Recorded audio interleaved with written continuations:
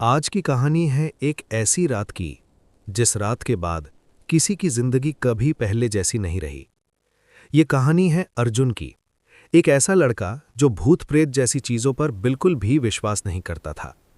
उसका मानना था कि ये सब सिर्फ दिमाग का खेल होता है, डर नाम की कोई चीज असल में होती ही नहीं। लेकिन उसकी जिंदगी में एक रात ऐसी आई जिसने उसकी ये सोच हमेशा के लिए बदल दी। अर्जुन शहर से थोड़ा दूर एक छोटे से गांव में अपनी नानी के घर गया था। गांव शांत था, चारों तरफ खेत, पेड़ और रात होते ही सन्नाटा। नानी ने उसे पहले ही दिन चेतावनी दी थी, बेटा, रात को 12 के बाद घर से बाहर मत निकलना। अर्जुन हंस पड़ा, नानी मैं बच्चा नहीं हूं और ये भूत प्रेत की कहानियां मुझ पर नहीं चलेंगी। नानी ने कुछ नहीं कहा, बस चुपचाप उसकी तरफ देखा, जैसे वो कुछ जानती हो। तीसरे दिन की बात है। उस रात अचानक अर्जुन की नींद खुली। उसने घड़ी देखी, 2:47 AM। कमरे में अजीब सी ठंड थी, जैसे किसी ने एसी फुल कर दिया हो, जबकि वहां एसी था ही नहीं। तभी उसे बाहर से किसी के चलने की आवाज आई, टक टक टक, जैसे कोई धीरे धीरे आंगन में चल रहा हो।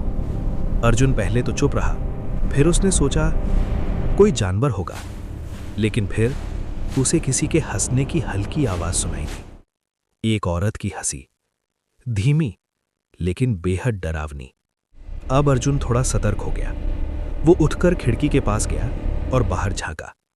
आंगन बिल्कुल खाली था, लेकिन जमीन पर गीले पैरों के निशान थे, जैसे कोई अभी अभी वहां चला हो। और वो निशान धीरे धीरे खुद ही बन रहे थे। कोई दिखाई नहीं दे रहा था, लेकिन कदमों के निशान बन रहे थे। अब अर्जुन के शरीर में हल्की सी सहरन दौड़ गई। उसने तुरंत खिड़की बंद की और बिस्तर पर वापस आकर लेट गया।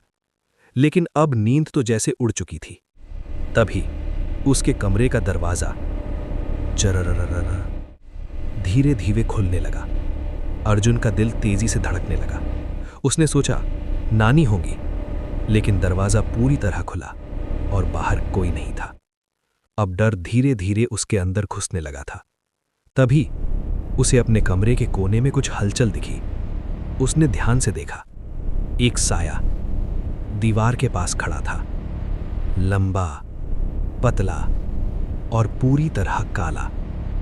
अर्जुन ने आंखें मली, लेकिन वो साया वहीं था। अचानक वो साया धीरे धीरे उसकी तरफ बढ़ने लगा। अर्जुन ने डर के मारे आंखें बंद कर ली और कुछ सेकंड बाद जब उसने आंखें खोली तो वो साया गायब था। ये सब दिमाग का खेल है, अर्जुन खुद को समझाने लगा। लेकिन उसे अंदर से पता था कुछ गड़बड़ है। सुबह होते ही उसने नानी को सब बताया। नानी का चेहरा एकदम गंभीर हो गया। उन्होंने धीरे से कहा, मैंने मना किया था ना, रात को बाहर मत निकलना। अर्जुन बोला, लेकिन मैं तो बाहर गया ही नहीं। नानी ने उसकी आंखों में देखा और बोली, वो खुद आ जाती है। अर्जुन हंसने की कोशिश करता है। कौन?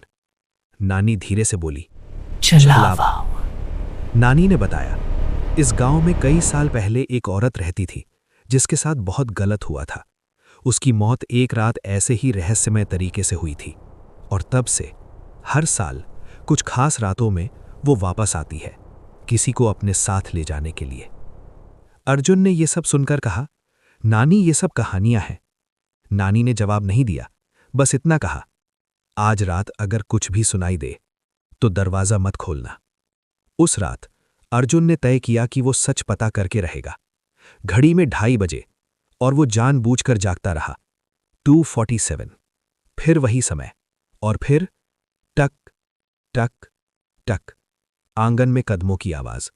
इस बार अर्जुन ने हिम्मत करके दरवाजा खोल दिया। जैसे ही वो बाहर निकला, ठंडी हवा का तेज झोंका आया। आंगन में एक औरत खड़ी थी, पीठ उसकी तरफ, लंबे बाल, सफेद कपड़े और पैर जमीन से थोड़ा ऊपर। अर्जुन की सांस रुक गई। वो कुछ बोल भी नहीं पाया। तभी वो औरत धीरे धीरे पलटी और उसका चेहरा पूरी तरह सड़ा हुआ, आंखें काली और मुस्कान बेहद डरावनी। वो बोली, तू आ गया। अर्जुन पीछे हटने लगा, लेकिन उसके पैर जैसे जमीन से चिपक गए थे। वो हिल भी नहीं पा रहा था। वो औरत धीरे धीरे उसके पास आई और उसके कान के पास आकर फुसफुसाई, आज आखिरी रात है। अचानक अर्जुन बेहोश हो गया। सुबह वो अपने बिस्तर पर था। नानी उसके पास बैठी थी। उन्होंने कहा, तू बच गया। अर्जुन घबराकर बोला, वो औरत? नानी बोली, हर साल वो किसी एक को ले जाती है, लेकिन तू बच गया। क्योंकि? अर्जुन बोला। क्यों? नानी ने कहा, क्योंकि उसने तुझे चुन लिया है अगले साल के लिए।